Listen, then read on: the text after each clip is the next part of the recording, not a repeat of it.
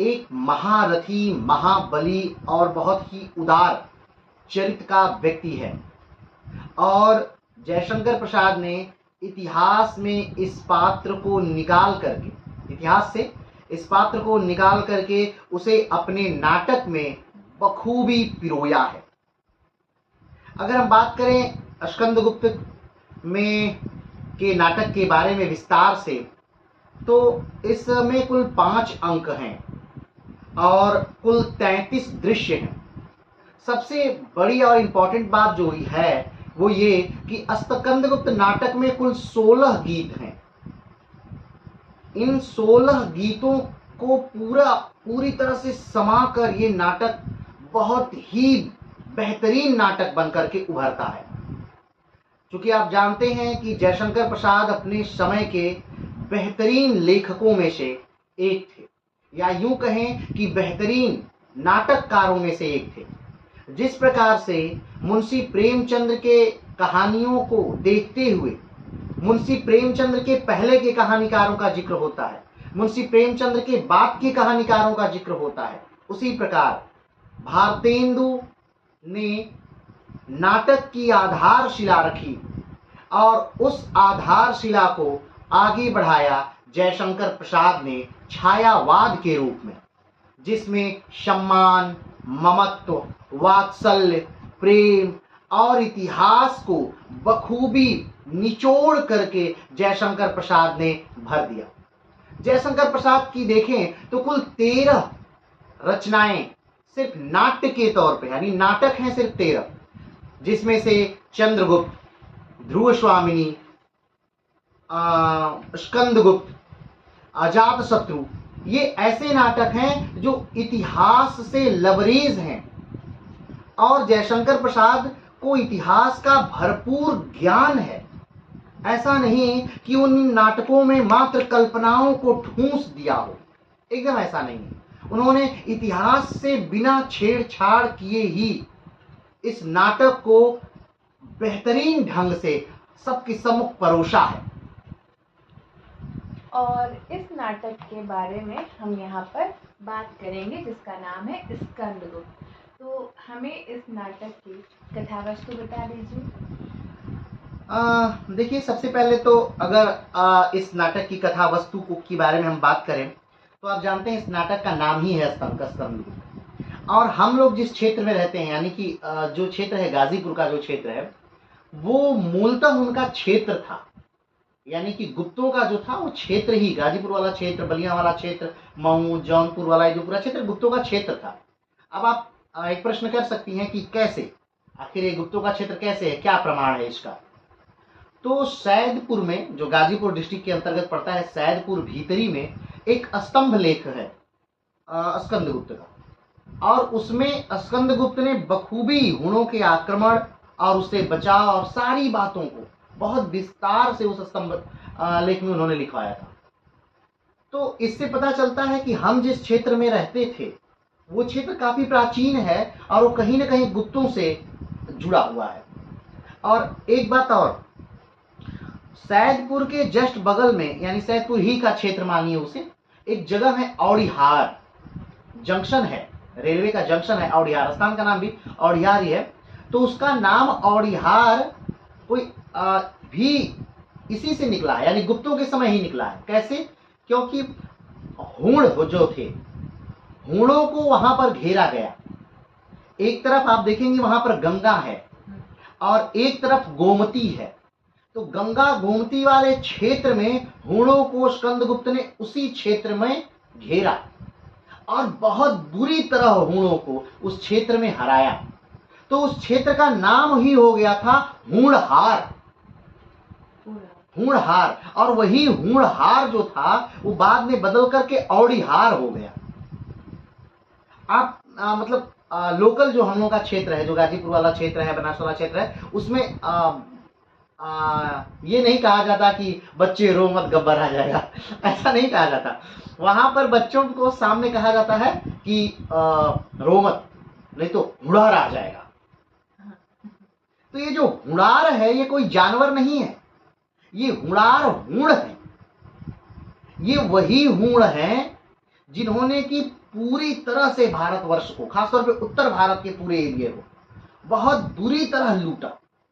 ये जानवर से कम नहीं थे, बहुत ही निर्दयी थे, जंगली थे, असभ्य थे, और इनको हराना थोड़ा कठिन था क्योंकि बर्बर थे। बर्बर जातियां कैसे भी रह लेती, कैसे भी खा लेती, कैसे भी जी लेती, लेकिन नरसंहार इनके खून में था, तो इनको हराना अपने आप में एक चुनौती थी। तो इसलिए इतना खौफ था लोगों में कि माएं अपने बच्चों को डराने के लिए कहा करती थी कि बच्चा सो जाओ, नहीं तो हुड़ार आ जाएगा। और वो चीजें आज तक हैं, वो हुड़ार आज भी है, वो कोई जानवर नहीं बल्कि वो हूड़ है। और उन हूड़ों से लड़ने वाले व्यक्ति, उन हूड़ों को हराने वाले व्यक्ति गुप्त काल में, ये वही गुप्त काल है जो चंद्रगुप्त द्वितीय का काल है, यानी भारत का स्वर्णिम युग वाला काल था, वही गुप्त साम्राज्य की हम बात कर रहे हैं। तो उसी गुप्त काल में एक व्यक्ति जन्म लेता है जिसका नाम है स्कंदगुप्त, गुप्त काल में। और ये जो पूरा नाट्य है वो कहीं ना कहीं इसके मूल मुख्य लीड रोल में जो है वो स्कंदगुप्त स्वयं है। और एक तरह देखा जाता है कि स्कंदगुप्त का राज्य छिन्न हो गया, राज्य छीन लिया गया हुड़ों द्वारा, इतना, क्योंकि आपसी लोगों ने, आपस दरबार के लोग जो हैं वो गद्दारी करते हैं। इसमें 3 प्रकार के पात्रों को लिया गया है। एक देवत्व पात्र लिए गए। देवत्व पात्र का अर्थ यह है कि ऐसे व्यक्ति जो कभी कोई गलतियां नहीं करते, जो हमेशा बहुत उदार हृदय, उदार चरित्र के होते हैं, उसे देवत्व पात्र कहा दिया गया। दूसरा दानव पात्र, यानी ऐसे व्यक्ति जो हमेशा नीच कर्म ही करते हैं, हमेशा बुरा ही सोचते हैं, दूसरों की निंदा ही करते हैं, बुराई ही करते हैं, वो दानव पात्र। और तीसरा पात्र जो लिया गया वो मानव पात्र लिया गया, यानी कि आज हम गलतियां कर रहे हैं लेकिन फिर गलतियों से क्या कर रहे हैं, सीख रहे हैं, और फिर से हम अच्छाई के मार्ग पर आ रहे हैं। तो इसे मानव पात्र के रूप में 3 पात्रों की श्रेणी में जयशंकर प्रसाद ने इसको बांटा, और तीनों पात्र इसमें अपना कैरेक्टर भरपूर निभाते हैं। और यहाँ पर मालव नरेश जो हैं वो अपना राज्य स्कंदगुप्त को सौंप देते हैं कि आप मेरा राज्य लीजिए, और मेरे राज्य को लेकर के, मेरा धन, मेरी संपदा, मेरे सैनिकों को लेकर के आप हमारी पृथ्वी को आजाद कराइए। और ध्यान दीजिएगा, जयशंकर प्रसाद के हर नाटक की तरह इसमें भी राष्ट्र प्रेम कूट कूट कर भरा है। ये नाटक कब आई थी? ये नाटक 29 के लगभग आई है, यानी कि सन 1928-29 के लगभग ये आई है। एग्जैक्ट सन इसका 1928 है। तो साइमन कमीशन वाला। हाँ, एकदम सही कह रहे हैं, एकदम साइमन कमीशन का समय है, यानी कि ये एकदम सत्य ही है।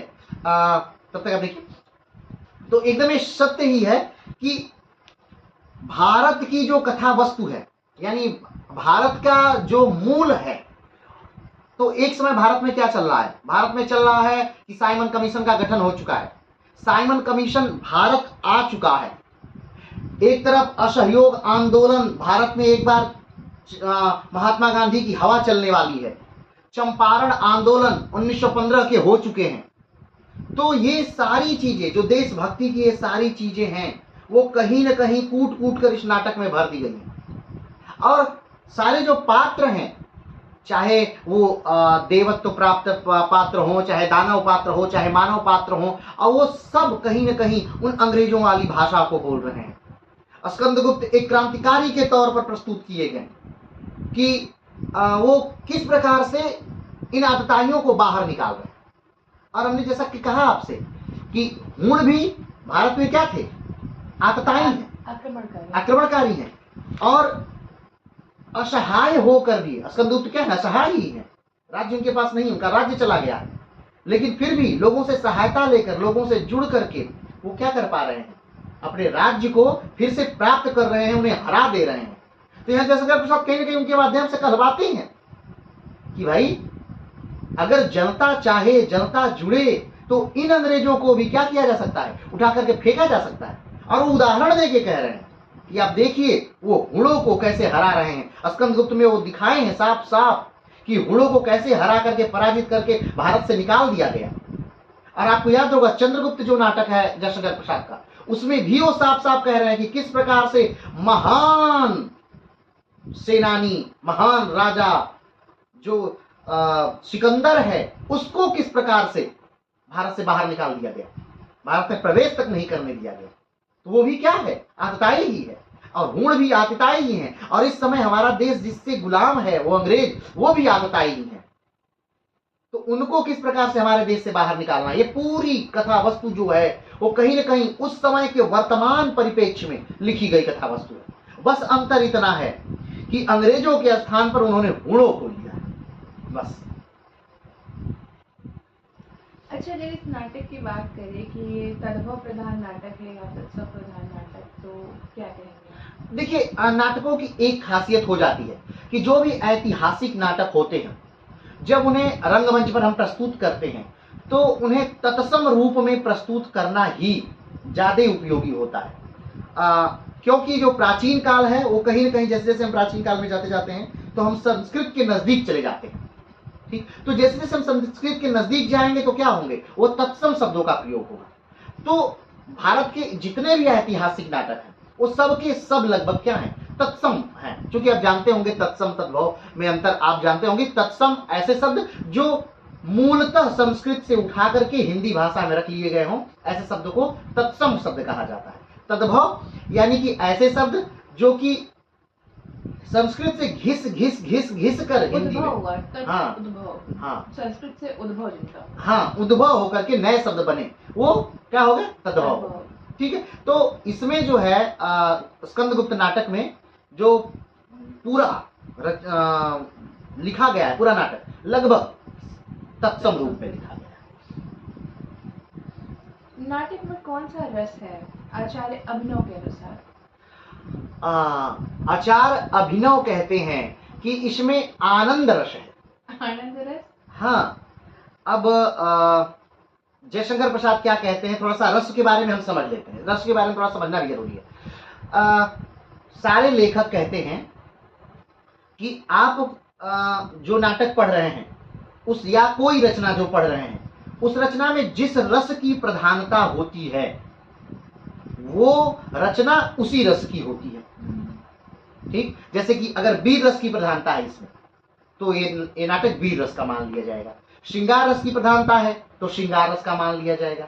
रौद्र रस की प्रधानता है तो वो रस मान लिया जाएगा। लेकिन जयशंकर प्रसाद क्या कहते हैं, जयशंकर प्रसाद कहते हैं कि जब नाटक का अंत हो रहा है और वो नाटक जिस रस को आपको दे रहा है वही रस उस नाटक का प्रधान रस माना जाना चाहिए। तो चूंकि हम जयशंकर प्रसाद को पढ़ रहे हैं तो हम यहाँ पर और कोई रस के बारे में नहीं कह सकते। तब हम, अगर हमें ऐसे कहना होता जनरली एक आम हिंदी वक्ता के अनुसार, तो हम कह देते कि स्कंदगुप्त नाटक जो है इसमें वीर रस है, क्योंकि हर तरफ तलवारें निकल रही हैं, लहर रही हैं, युद्ध हो रहा है, हुड़ों को मारा जा रहा है, करिए हाँ वगैरह वगैरह बहुत सारी चीजें। तो हम क्या कह सकते हैं कि इसमें वीर रस है। लेकिन हमें यहाँ देखना क्या है कि हाँ, नाटक का जो अंत है वो कैसे है। आप एक बाहुबली मूवी देखिए, बाहुबली मूवी में जो महिला कैरेक्टर है, सबसे फेवरेट आपकी कौन है महिला कैरेक्टर, उसका नाम बताइए। देवसेना। तो देवसेना जो नाम है बाहुबली का, इसी नाटक से लिया गया है। अच्छा। इसी नाटक का की जो मूल है, यानी जो नायिका है, उसका नाम देवसेना है और वो प्रेमिका है, वो प्रेम करती है स्कंदगुप्त से और स्कंदगुप्त उससे प्रेम करते हैं।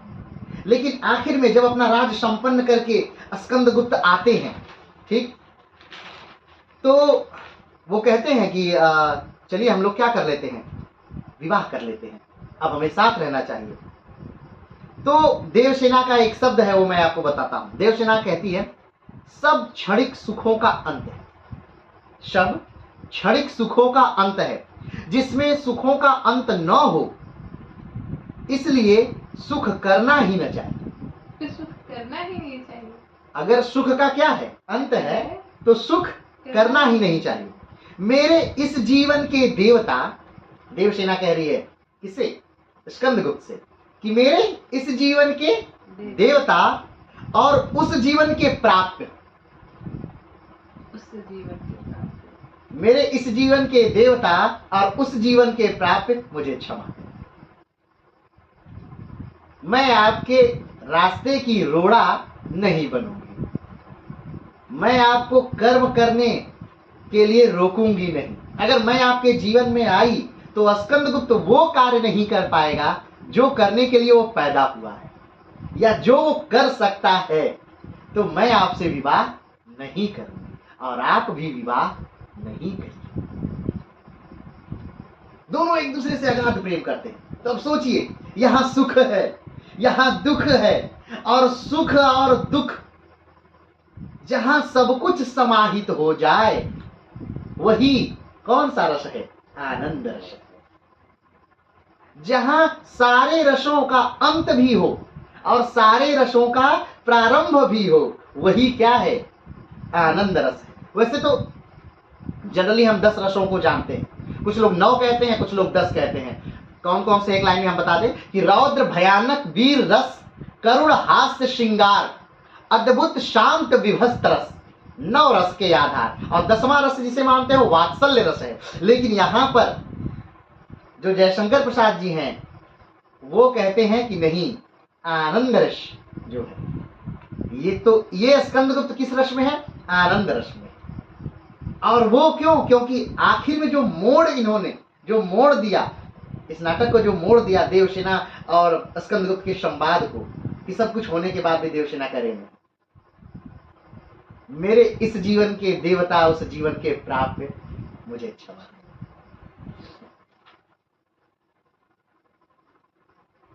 जयशंकर प्रसाद की रचनाओं में इतिहास का बोध कैसा रहता है? देखिए, बाकी रचनाकारों से अगर हम जयशंकर प्रसाद की तुलना करें तो जयशंकर प्रसाद को इतिहास का बहुत ज्ञान है। वो इतिहास को बखूबी पढ़ते हैं। जैसे कि मान लीजिए ये नाटक है, तो एक जनरली व्यक्ति एकदम नाटक शुरू कर देता है, लेकिन जो जयशंकर प्रसाद की भूमिका है, ये देखिए जयशंकर प्रसाद की भूमिका लिखी है, ठीक है। तो ये इनकी जो भूमिका होती है ना, इनकी जो भूमिका, ये देखिए ये सारी क्या है? तो अपने आप में हाँ, इनकी जो भूमिका है ये अपने आप में क्या है? शोध पत्र है। पूरी तरह से शोध पत्र इन्होंने पहले प्रस्तुत कर दिया है और उसके बाद ये पात्र परिचय शुरू कर रहे हैं। अब देखिए, इतना लंबा चौड़ा शोध पत्र इन्होंने दिया है, और सिर्फ एक जगह से नहीं, अलग अलग जगहों से, अलग अलग रचनाओं से, अलग अलग ताम्रपत्रों से, स्तंभ लेखों से, शिलालेखों से इन्होंने चीजों को एक जगह एकत्रित किया है। और उसके बाद इन्होंने पात्र गढ़े। जिन पात्रों के बारे में इतिहास में जानकारियां हैं, जयशंकर प्रसाद उसे जैसे का तैसा रख देते हैं, जिसके बारे में सब लोग जानते हैं कि भाई इतिहास में ये है, इन्होंने ये किया, इन्होंने ये कहा, इन्होंने ऐसा कहा, उन्होंने वैसा कहा, उनको वैसे का वैसा रख देते हैं, उसका कोई तोड़ मरोड़ नहीं। लेकिन जिन पात्रों का नाम तो हम जानते हैं, लेकिन उनके बारे में कुछ जानते नहीं, चरित्र कि क्या है, कैसा है, कुछ नहीं।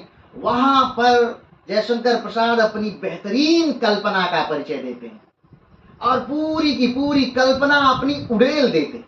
अब जैसे एक हम बात बताएं, इसमें जयशंकर प्रसाद अपनी भूमिका में कहते हैं कि जो स्कंदगुप्त हैं वही वास्तविक शकारी विक्रमादित्य हैं। जो स्कंदगुप्त हैं वही वास्तविक क्या है? शकारी विक्रमादित्य वही। यहां पर जयशंकर प्रसाद एक और बात कहते हैं कि कालिदास कोई व्यक्ति नहीं है। और ऐसा नहीं कि उन्होंने बस कह दिया है, उसका उन्होंने साक्ष्य नहीं दिया। साक्ष्य देते हुए कहते हैं कि कालिदास कोई व्यक्ति नहीं है, बल्कि कालिदास जो है एक पद है। एक क्या है? एक पद है। और कालिदास जो जिनको माना जाता है कि जो गुप्त काल में कालिदास हैं, उनका नाम मातृगुप्त है। उनका नाम मातृगुप्त है। और उन्हें कश्मीर का राजा बनाया गया था, वो कश्मीर के राजा थे। और ऐसे ही नहीं कहते हैं, क्योंकि बहुत सारे लोग कालिदास को कश्मीरी मानते हैं, ये तो कश्मीरी हैं। अब आप कहेंगे कैसी कश्मीरी है? तो उनकी एक रचना है मेघदूतम। तो मेघदूतम को जब आप पढ़ेंगे तो आप कहेंगे कि नहीं, हो ही नहीं सकता कि ये व्यक्ति कश्मीरी ना हो, क्योंकि रचना इतनी बेहतरीन है और वहां की सौंदर्य का इस प्रकार से वर्णन है। तो कहते हैं कि जो कालिदास है वो क्या है? एक पद है। क्या है? कालिदास एक पद है। और अब तक के काल में 3 कालिदासों का वो साक्ष्य प्रदान करते हैं कि 3 कालिदास हो चुके हैं। उनका नाम अलग अलग है लेकिन पद पे 3 कालिदास सुशोभित कर चुके हैं। उदाहरण के तौर पे फिर से कहते हैं कि जैसे कि कालिदास की हम कुल 7 रचनाएं मानते हैं। अभिज्ञान शाकुंतलम जो कि नाटक है, मालविकाग्निमित्रम जो कि नाटक है, विक्रमो वर्षियम जो कि नाटक है, मेघदूतम जो कविता है, कुमार संभवम जो कि महाकाव्य है, ऋतुसंहारम जो कि कविता है और रघुवंशम जो कि महाकाव्य है। तो जयशंकर प्रसाद कहते हैं कि ये जो नाटक है इनके लेखक अलग हैं और ये जो कविताएं हैं, महाकाव्य हैं, इनके लेखक अलग हैं। और कुछ कालिदास की और रचनाएं हैं जो कि छोटी रचनाएं हैं और उनका और अभिज्ञान शाकुंतलम की कोई तुलना ही नहीं है। लगता है कि एक किसी बच्चे ने लिख दिया है और एक किसी प्रौढ़ ने लिखा है, एक विद्वान ने, महा विद्वान ने लिखा है। तो कहते हैं कि वो लेखक अलग है। ये तीनों लेखक क्या है? अलग अलग हैं और ये तीनों अलग अलग समय काल में आए हैं और एक पद पर। हाँ, और एक पद कालिदास के पद पर है। और जो गुप्त काल में कालिदास हैं वो, उनका नाम मातृगुप्त है और उन्हें जान बचाने के उपलक्ष्य में, महारानी की जान बचाने के उपलक्ष्य में कश्मीर का राजा बना दिया गया। तो इसलिए उन्होंने कश्मीर का बेहतरीन वर्णन किया कालिदास ने। तो बेहतरीन उनका इतिहास है। जयशंकर प्रसाद जी का जो इतिहास है वो क्या है? बेहतरीन है। वो जो भी जानते हैं इतिहास से, जो भी अच्छी बातें हैं, जो सही है, उसे वैसे का वैसा रखते हैं। और जहां इतिहास नहीं कुछ बोलता, चुप रहता है, मौन रहता है, वहां वो अपनी कल्पना को उड़ेल देते हैं। तो गजब का लेखन करते हैं जयशंकर प्रसाद जी। यदि स्कंदगुप्त नाटक पर आक्षेप की बात करें तो आप क्या कहेंगे? देखिए, स्कंदगुप्त नाटक पे बहुत सारे आक्षेप हैं, माने कि बहुत सारी चीजों को बताया गया है। खास तौर पे कुछ बातों को हम यहाँ पे जिक्र करेंगे, जैसे में कि नाटक। अच्छा, पहले इस बात को बताने से पहले एक बात हम और जोड़ दें यहाँ पे कि जब ये जयशंकर प्रसाद के नाटक मार्केट में आ रहे थे, यानी कि समाज में आ रहे थे, उस समय समाज पर बहुत ज्यादा प्रभाव था ईरानी नाटकों का, फारसी नाटकों का बहुत ज्यादा प्रभाव था। आपको याद होगा पहली बोलती फिल्म, उसके निर्देशक कौन हैं? वो भी ईरानी हैं। तो उस समय ईरानी नाटकों का बहुत जोरदार प्रभाव था भारत में, बहुत जोरदार प्रभाव। और वो जो नाटक थे बहुत हल्के हल्के, मतलब बहुत ओछे, बस आए, कुछ मिनट देखे। और वो किसके लिए बनाए जाते थे? वो रिक्शा खींचने वाले लोगों के लिए, मोचियों के लिए, बनियों के लिए, मतलब ऐसे जिनके पास समय है, पर्याप्त समय है, जो चीजों को समझ सके। अब जैसे कि जयशंकर प्रसाद की जो भाषा है इतनी क्लिष्ट है कि अगर एक मोची के सामने बोली जा रही है, क्या मोची समझ पाएगा? वो मातृगुप्त की बातों को क्या समझ पाएगा? वो अभिज्ञान शाकुंतलम को क्या जान पाएगा? वो पूरा नाटक भी देख लेगा तो उसे पता नहीं चलेगा कि शकुंतला कौन है। जैसे आज के समय में साधारण लोगों को समझने के लिए रील्स बनाए, हाँ, रील्स बनाए जाते हैं। उसी प्रकार तो उस समय जो पारसी समाज था वो भारत पर पूरी तरह से अपना आधिपत्य जमाए हुए था और इन नाटकों को कोई देखने वाला नहीं था। तो ऐसे समय में जयशंकर प्रसाद इतिहास से चीजों को उठा करते, वास्तविकता में, यानी ये नाटक वास्तविकता है, ये नाटक तो है लेकिन ये क्या है? ये वास्तविकता है। तो वास्तविकता को क्या कर रहे हैं वो? ये प्रस्तुत कर रहे हैं। तो ऐसे समय में जयशंकर प्रसाद इस समय यहाँ पर आए थे, ठीक। और जयशंकर प्रसाद ने अपनी रचना में साफ साफ लिखा, साफ साफ लिखते हैं जयशंकर प्रसाद कि अगर आपको ओछा चाहिए, ओछा नाट्य चाहिए, आपको ऐसा नाट्य चाहिए जिसमें आपको मजा आए और आप उस बात को वहीं छोड़ करके चले जाएं, तो आप जाइए और शौक से पारसी नाटकों का आनंद लीजिए। लेकिन जिनको इतिहास का दर्शन करना है, जिनको अपनी मातृभूमि के लिए, देश के लिए सोचना है और उस नाटक को लेकर के अपने साथ अपने घर तक जाना है, अपने बच्चों को उसमें संस्कार डालने, तब वो आए और मेरे नाटकों को देखें। क्यों? अब क्यों नहीं इनके नाटकों को लोग देख रहे थे? ये नाटक बहुत उबाऊ थे, यानी बहुत देर तक चलते थे, काफी देर तक नाटक, मानी बहुत देर तक नाटक चलेगा। अब सोचिए, ये स्कंदगुप्त पूरी किताब है, ठीक, पूरी किताब ये क्या है? एक नाटक है। अब इतनी किताब को अगर बस एक आदमी बैठकर भी पढ़ेगा, लगातार पढ़ेगा, तभी कितना समय लग जाएगा? कम से कम 1 दिन लगेगा आराम से। तो अगर सोचिए, अगर सारे पात्र इसको खेले तब समय लगता है। और वो भी आप सोचिए कि इसमें 16 गीत हैं। 16 गीत इसको और ज्यादा लेंदी बना देते हैं, और ज्यादा बड़ा कर देते हैं, क्योंकि गीत तो ऐसे है नहीं कि आके आप वहां वहां वहां कर कुछ भी गा देंगे, ऐसा तो है नहीं। तो आप उन गीतों को गाएंगे, तो जब आप गीतों को गाएंगे या उनका उच्चारण करेंगे तब ये और ज्यादा लेंदी हो जाता है। तो लेकिन ये भी तो चीजें होती हैं कि हम अगर छोटे मंचन की बात करें तो वो एक उसको गटकने जैसा होता है, जैसे कि हम गटके और फिर हजम नहीं किए वो उसको अपने शरीर से निकाल दिया। ये नाटक लेंदी होने के कारण हम उसको हजम करते हैं, यानी कि अपने अंदर धारण करते हैं इसकी कथा वस्तु को, इसके संदेश को। हाँ, ये एकदम बात सही है, लेकिन कब हम धारण करेंगे? कब? जब हमें इतिहास का क्या होगा? ज्ञान होगा। हमें इतिहास का ज्ञान ही ना हो तो और इतिहास का को 1928 के तर्ज में बताइएगा, जब देश की आबादी लगभग 30 करोड़ के लगभग है, शिक्षा केवल उच्च लोगों के हाथ में थी, तो कितने लोग इसे समझ पाएंगे? और वो भी ऐसे समय में भी है ये नाटक जब हमारी रचनाओं को, हमारे समाज को, हमारे देश के इतिहास को बस निम्न बताया जाता है कि ये सांपों का देश है, सपेरों का देश है, बिंजू बजाने वालों का देश है। अंग्रेजों ने हमारे इतिहास को तो इसी प्रकार से लिखा ना। कहाँ उन्होंने बताया कि यहाँ बुद्ध जैसे व्यक्ति हैं, उपदेश दिए, यहाँ मगध जैसा साम्राज्य था, यहाँ सबसे पहला विश्व का सबसे पहला लोकतंत्र लिच्छवी गणराज्य यही स्थापित हुआ था। ये कहाँ बताया जा रहा था? यहाँ हर्ष जैसे लोग हैं, यहाँ गुप्त वंश जैसा साम्राज्य है, ये तो नहीं बताया जा। हाँ, एक बात और जो हम यहाँ पे कहना चाहेंगे, जैसे कि हाँ हमने गीतों को कहा, तो अब जैसे एक गीत है, देखिएगा, ध्यान दीजिएगा। उतारोगे कब अब कब भूभार, बार बार क्यों कह रखा था लूंगा मैं अवतार, उतारोगे अब कब भूभार, उमड़ रहा है इस भूतल पर दुख का पारावार, बाड़ो लेनिन हार जिहा का करता है विस्तार, प्रलय पयोधर बरस रहे हैं रक्त अश्रु की धार, मानवता में राक्षसत्व का अब है पूर्ण प्रचार, उतारोगे कब भूभार। तो एक, अब देखिए ये रचना काफी लंबी है, अब इस पूरी रचना को आप गाएंगे। अब देखिए ये जस्ट है, फिर उसके बाद तुरंत फिर है। तो एक 16 गीत से पूरा इस अंग को क्या किए, 16 गीतों से भर दिए।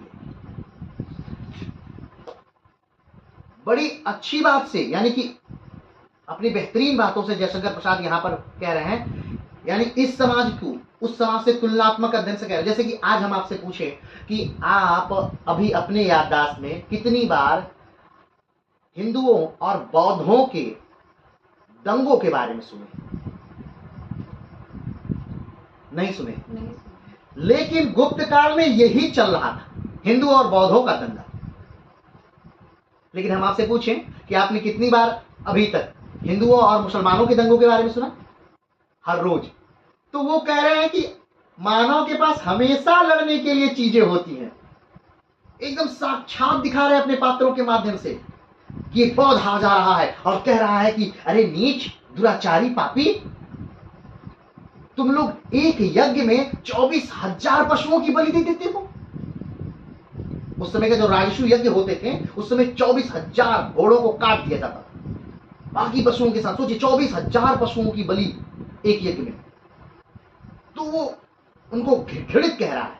बौद्ध क्या कर रहा है? घृणित कर रहा है। और युद्ध जैसी स्थिति हो रही है, एक बौद्ध में और एक हिंदू में, एकदम ब्राह्मण में एकदम युद्ध जैसी स्थिति हो रही है। तब एक दूसरा व्यक्ति कहता है कि आप इस हिंसा को कैसे मिटाएंगे? बौद्धों को बौद्ध से पूछ रहा है, प्रश्न पूछ रहा है, आप इस हिंसा को कैसे मिटाएंगे? हिंसा करके। आप 24,000 पशुओं की बलि देने के लिए को रोकने के लिए यहाँ आए, एक और हिंसा करेंगे, और आप यहाँ कैसे मिटाएंगे उसको? एक और हिंसा करके मिटाएंगे। वो शांत हो जाता है, वो कहता है ठीक है, अगर आप मिटाना चाहते हैं तो अपनी गर्दन लेके प्रस्तुत होइए और कहिए कि मुझे काट दीजिए। क्यों? क्योंकि नरबलि सबसे ज्यादा महत्व वाली मानी जाती है और इन सारे पशुओं को छोड़ दिया जाएगा। जयशंकर प्रसाद कह रहे हैं इन सारे पशुओं को छोड़ दिया जाएगा। क्या है आप में ताकत? पीछे हट जाता है, कहता है बस यही था अहिंसा। अहिंसा तो यही है ना कि आप उनको बचा भी ले और हिंसा भी ना हो, और हिंसा न हो इसका यही कारण है। एक ही तरह से हो सकता है कि आप अपनी बलि दीजिए और इनको बचा लीजिए, लेकिन आप हिंसा करके अहिंसा के पक्षधर है, वाह, ऐसा तो हो ही नहीं सकता। तो उस समय भी वो बता रहे हैं कि लोग लड़ रहे हैं, उस समय भी धर्म के नाम पे लड़ रहे हैं, लेकिन तब हिंदू और बौद्ध लड़ रहे हैं। अब इतिहास तो गवाह है, इतिहास में तो साफ साफ है कि जब मौर्य पूरी तरह से बौद्धिष्ट हो चुके थे, तब आखिरी मौर्य सम्राट बृहद्रथ की हत्या करके शुंग साम्राज्य की नींव रखी गई। पुष्पमित्र शुंग ने शुंग साम्राज्य की नींव रखी। पुष्पमित्र शुंग का एक बयान था, उन्होंने कहा कि एक बौद्ध का सिर लाइए और 100 स्वर्ण मुद्राएं पाइए। तो सोचिए उस समय लड़ाई किसमें किसमें? हिंदू और बौद्धों में। और समय समय पे लड़ाई बदलती रही है, कभी हिंदू और जैनों में, कभी हिंदू और बौद्धों में, कभी हिंदू और मुसलमानों में। देखिए चीजें बस बदल रही हैं। मान लीजिए हिंदू और मुसलमान लड़ने के लिए नहीं रहे तो लड़ाइयां नहीं होंगी, होंगी उच्च जातियां निम्न जातियों में, और उच्च जातियां भी निम्न जातियां ना रहे तो क्या लड़ाइयां नहीं होंगी? इस पृथ्वी के उपस्थित 2 जातियों में, इस पृथ्वी पर सिर्फ 2 ही जाति है, एक महिला और एक पुरुष, उन दोनों जातियों में युद्ध नहीं रोकने वाला। लेकिन यहां पर वो रोकने का प्रयास कर रहे हैं अपनी इस नाटक के माध्यम से। वर्तमान समय में स्कंदगुप्त नाटक के महत्व की बात करें तो क्या कहेंगे आप? वर्तमान समय में स्कंदगुप्त नाटक का अगर महत्व देखा जाए तो बस इतना है कि राष्ट्र प्रेम स्कंदगुप्त में बहुत बारीकी से भरा गया है। राष्ट्र के लिए कुछ भी कर गुजरने की आचार।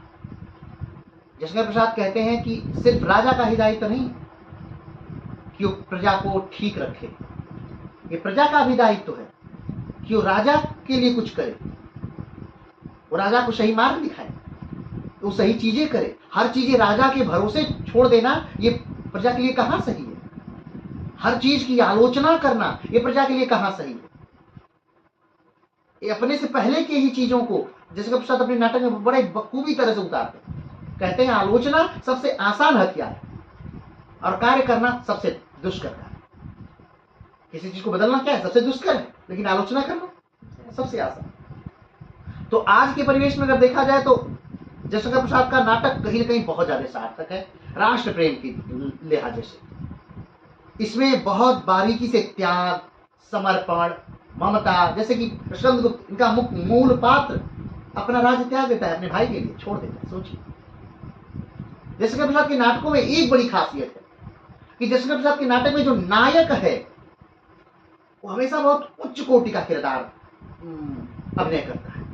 यानी चंद्रगुप्त अपने भाई को मारता नहीं, उसी प्रकार स्कंदगुप्त में स्कंदगुप्त अपना राज्य त्याग देता है। भले इतिहासकारों ने ऐसा नहीं लिखा, यहां पर इन्होंने इतिहास को तोड़ा है, इतिहास को यहां पर जयशंकर प्रसाद तोड़ते हैं, लेकिन अपने नायक को चोटी पर पहुंचाने के लिए कि वो अपना राज्य त्याग देता है। जबकि इतने उदार स्कंदगुप्त वास्तव में थे नहीं, लेकिन उनको बनाया गया यहाँ पर उनके नाटक में कि वो उदार है। उन्होंने अपना राज्य त्याग किया, उन्होंने विवाह नहीं किया, अपने दोस्तों के लिए उन्होंने प्राण न्यौछावर अपने करने के लिए अपने आप को समर्पित कर दिया, देश के लिए वो बलि होने के लिए तैयार है। ये सारी चीजें कुल मिलाजुलाकर कहा जाए तो स्कंदगुप्त नाटक हमारे देश के लिए, हमारे समाज के लिए और सभी के लिए फलदायक है, अच्छा फलदायक। हाँ, इसमें कोई शक। अच्छा, तो ये बताइए कि अब अगली किताब आप कौन सी पढ़ेंगे? अगली किताब, अब नाटक थोड़ा सा ज्यादा हो गया वैसे तो। नाटक अभी इनका काफी लंबे, कुल 13 नाटक इनके हैं जयशंकर प्रसाद के। और 3 के हैं। हाँ, और सब इतिहास से लवलेज हैं, यानी भरे इतिहास एकदम ठूस ठूस कर उसमें उन्होंने भरा है।